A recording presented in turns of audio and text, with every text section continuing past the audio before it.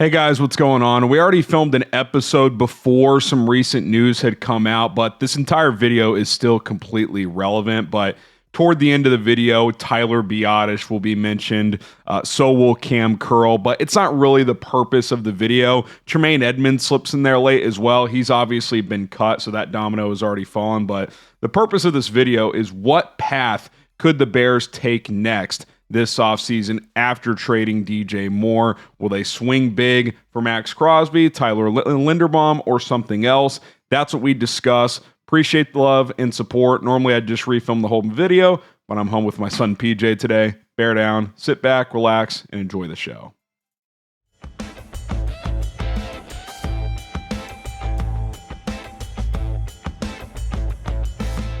What's the path for the Chicago Bears after trading DJ Moore? That is what we are going to discuss here on Chicago Bears Now. My name is Harrison Graham. Welcome into the show. After you move on from DJ Moore, you now have different options. And we got three paths I believe the Bears could go down in terms of what they do with their roster construction next. But before we go through those paths, hey, we're taking the Raiders report down. That is the goal this month. March subscriber battle. We've picked up 290 new subs. They've picked up 143. Keep the pedal to the metal. Let's get this thing done. If you want free and daily Bears content, we got you covered. And, of course, if and when the Bears trade for Maxx Crosby, we're going to be live and we're going to kick the Raiders' ass that day as well. Sub for Bears dubs. Let's make it happen. Okay, speaking of which, path number one, trade for Maxx Crosby.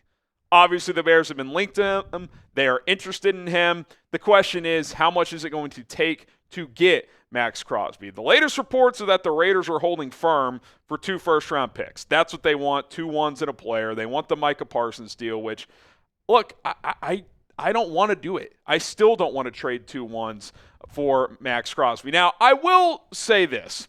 If the Raiders are willing to take on a ALWD, I might consider trading 2 firsts, because that would clear $11.5 million you get out of that contract a year early.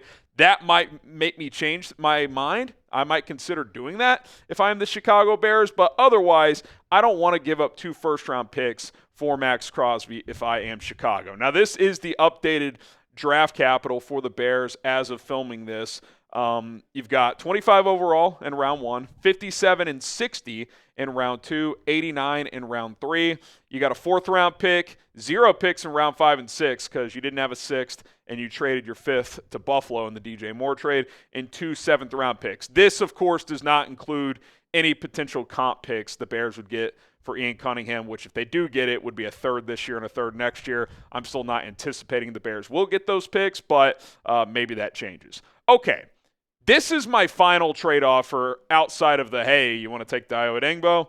I will now increase my offer to a 1st and a 2nd in Tremaine Edmonds. I'll give you 25, 57 or 60. I'll offer 61st, but I'm not going to, make a huge thing if the Raiders want 57. And then Tremaine Edmonds. I'll also offer a day 2 pick next year instead of a 2nd this year if that's what the Raiders would prefer.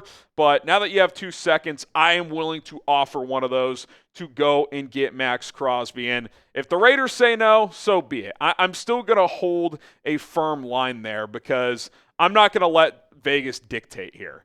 Crosby wants out.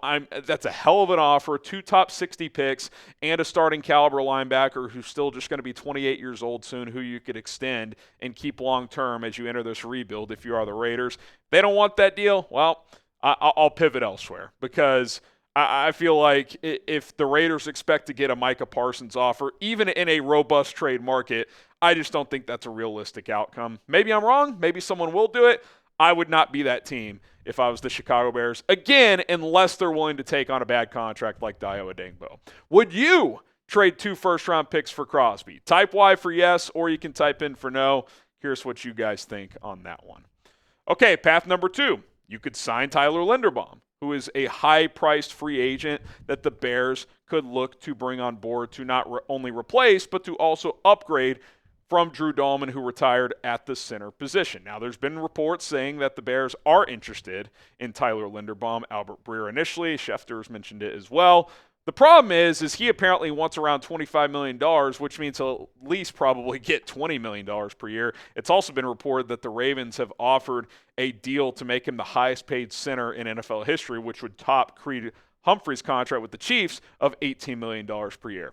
I'm pretty hesitant to do that, even now, even with the extra space. Now, if you go this route, you keep your draft capital, you're investing in the offensive line and Caleb Williams. Like, I'm not against that in a vacuum, but in general, I would rather use big money elsewhere if I am the Chicago Bears. Before we continue with today's Bears Now episode, here is what I have been trading lately on Polymarket. An example, back in Week 17 for Chicago against San Francisco, Polymarket was giving Chicago a 39% chance to win this game, which I thought was incredibly disrespectful and, quite frankly, great value for Chicago. The Niners' defense was struggling. The Bears' offense was rolling. And let's be honest, the Bears almost pulled it off. For those reasons, I took the Bears, 39% chance to win the game. $100 would have won me $156 if Chicago took the dub, but they fell one place short. Plus, with Polymarket, you can trade in and out on momentum shifts without getting blocked or penalized. With in-game trading, once the Bears got up, I had the option to either ride it all the way out, or I could have sold early, which would have been the play based on how it played out. For example, if you buy at 39% and sell at 55%, you can snag a cool $41 payout. It's absolutely awesome. You can't do this with traditional sports books, so get started today. Polymarket is legal in all 50 states. Download the app right now to get to the top of the wait list. The only way to do that is by clicking my link down in the comments and description. Now, don't get me wrong. Tyler Linderbaum's a hell of a player, and he would be great. I mean, your left guard to right tackle situation would be Joe Thuney, Tyler Linderbaum, Jonah Jackson, and Darnell Wright. Just plug in a serviceable left tackle, and you're even better on paper than you were last year. And that's no shade at Drew Dahlman. I just think Linderbaum's even better. How much better? I think that's to be determined. He struggles a bit in pass pro, like most centers do, but he's excellent in the run game, excellent at the line of scrimmage with the checks and all that stuff. I don't think they're going to roll into next season with Luke Newman, but that's where things sit at this point in time. I still think I'm in the camp of, hey, let's get a B-level center, Tyler Biadasz, Connor McGovern, someone like that, and spend elsewhere, but we'll see. We'll see what they opt. We'll see what they prefer. I do think the Bears are interested in Tyler Linderbaum. How interested? That remains to be seen. And then path number 3, spread out the wealth. Keep your draft picks, target second and third tier free agents, bring in a volume of guys, and kind of attack the offseason that way. Could they go down that path? Certainly possible, right?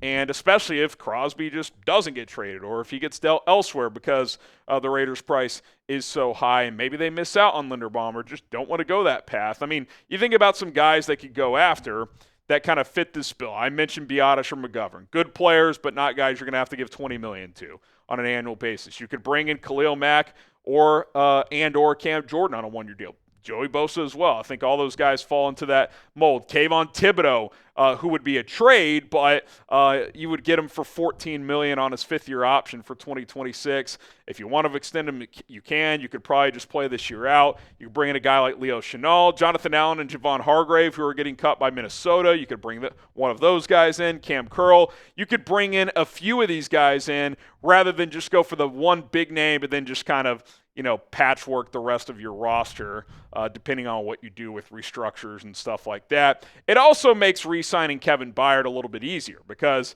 it sounds like his price that he wants is higher than what the Bears want to pay. Well, if you don't go get a Max Crosby, if you don't pay $20+ million for Tyler Linderbaum, it's a little bit easier to re-sign Kevin Byard. Now, I would still have a line that I don't want to cross. I'm not going to give him $15 million per year, but maybe you go up to 11 or 12 on a 1 or a 2-year deal rather than 8 or 9, which is probably what you were hoping for when the season ended. So the Bears have a lot of different options. This is not obviously every literal player and scenario.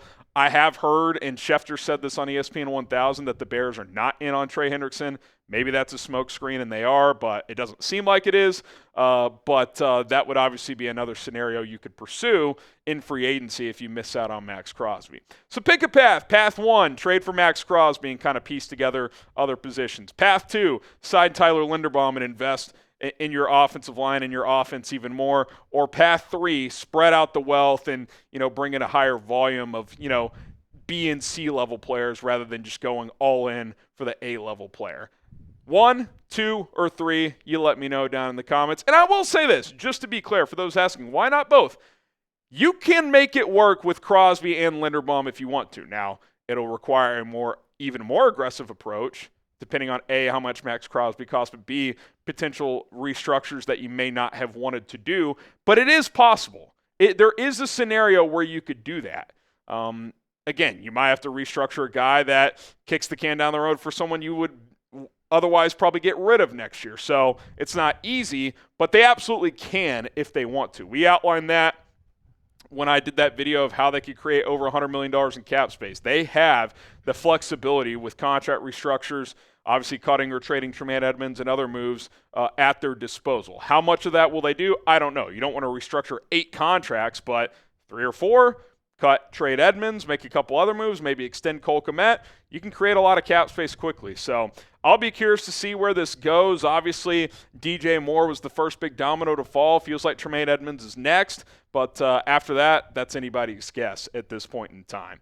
All right, that's going to do it for Chicago Bears Now. Appreciate everybody for making it to the end of the video. That makes you a real one. Don't forget to hit that subscribe button, and we'll see you soon. Bear down.